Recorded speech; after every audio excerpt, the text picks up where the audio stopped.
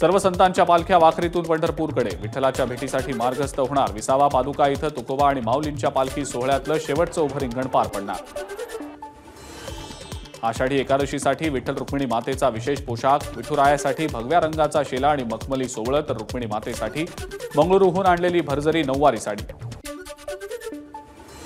आषाढी एकादशीच्या निमित्तानं मुख्यमंत्री एकनाथ शिंदेंचा 2 दिवसांचा पंढरपूर दौरा। यावेळेला विविध कार्यक्रमांना मुख्यमंत्री उपस्थित राहणार। आषाढीला जाणाऱ्या वारकऱ्यांसाठी भाजप विशेष ट्रेन सोडणार। उपमुख्यमंत्री देवेंद्र फडणवीस आज हिरवा झेंडा दाखवणार। सीएसएमटी मधून आज या रेल्वे रवाना होणार।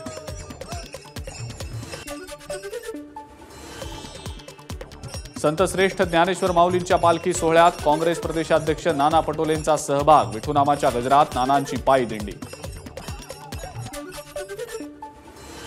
हवामान विभागाकडून रायगड आणि रत्नागिरीसाठी रेड अलर्ट, तर मुंबई, ठाणे, पालघर, रत्नागिरी, सिंधुदुर्ग, पुणे, सातारा आणि कोल्हापूरसाठी ऑरेंज अलर्ट।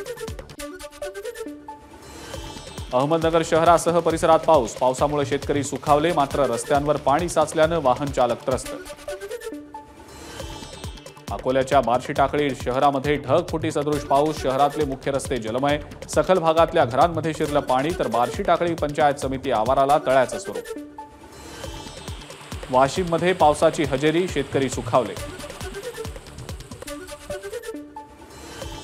छत्रपती संभाजीनगरच्या सिल्लोडमधल्या हळदा परिसरात ढगफुटी सदृश पावसामुळे नद्या नाल्यांना पूर, शेतकऱ्यांचं मोठं नुकसान।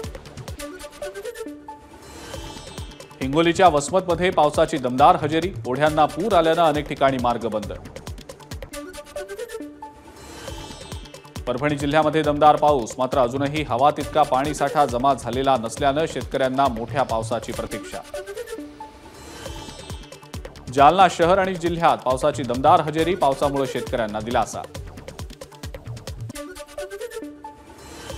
कुडाळमधल्या कर्ली नदीतून 9 दिवसांपूर्वी वाहून गेलेल्या व्यक्तीचा मृतदेह शोधण्यात यश। दत्ताराम भाऊ हे 7 जुलैला गेले होते वाहून। नाशिकच्या जुन्या सीबीएस बसस्थानक आवारातलं गुलमोहराचं झाड कोसळलं, 1 जण गंभीर जखमी, तर 2 कारचंही मोठं नुकसान। यवतमाळच्या बेंबळा धरणाचे 2 दरवाजे 50 सेंटीमीटरनं उघडले, धरणाच्या पाणी पातळीत वाढ झाल्यानं 86 क्युसेक्सनं पाण्याचा विसर्ग। छत्रपती संभाजीनगरच्या खुलताबादमध्ये मुसळधार पाऊस, वेरूळचा सीतानहाणी धबधबा प्रवाहित। नवरदेवाला खांद्यावर घेत वऱ्हाडी मंडळींचा नदीच्या पाण्यातून प्रवास। नंदुरबारच्या अक्कलकुवा तालुक्यातली घटना, नदीतनं जाणाऱ्या मार्गावर पूल नसल्यानं नागरिकांचा जीव घेणा प्रवास। सांगलीतल्या जत तालुक्यातील नेहा ज्वेलर्समध्ये चोरी, दुकान फोडून 7 ते 8 किलो चांदी चोरीला। वर्ध्याच्या हिंगणघाटमध्ये बंद घरामध्ये चोरी, कुलूप तोडून दागिन्यांसह 27,000 रुपये लंपास। वाढत्या गुन्हेगारीला आळा घालण्यासाठी छत्रपती संभाजीनगर पोलिसांचा अनोखा उपक्रम, औद्योगिक वसाहतीमध्ये ड्रोनच्या माध्यमातून पेट्रोलिंग सुरू।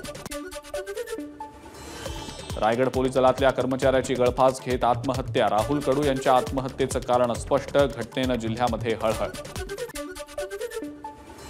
चंद्रपूरच्या बल्लारपूर पोलीस ठाण्यातल्या शिपायाची राहत्या घरात गळफास घेऊन आत्महत्या, मुलांना घेऊन बायको माहेरी गेल्यानं तणावातून आत्महत्या केल्याचा प्राथमिक अंदाज। जात वैधता प्रमाणपत्र सुरळीत मिळण्याच्या मागणीसाठी आदिवासी टोकरे कोळी समाजाचा मोर्चा, अमळनेर तहसील कार्यालयावर मोर्चा काढला। दुधाला 40 रुपये हमीभाव मिळावा या मागणीसाठी शेतकरी आक्रमक, अकोले तालुक्यातल्या कोथुळमध्ये 10 दिवसांपासून आंदोलन सुरू, दुधाची हंडी फोडत शेतकऱ्यांकडून सरकारचा निषेध। वर्ध्यामध्ये जिल्हाधिकारी कार्यालयासमोर महसूल कर्मचाऱ्यांचं आंदोलन, मागण्या मान्य न झाल्यास आंदोलन आणखी तीव्र करणार, कर्मचाऱ्यांचा इशारा।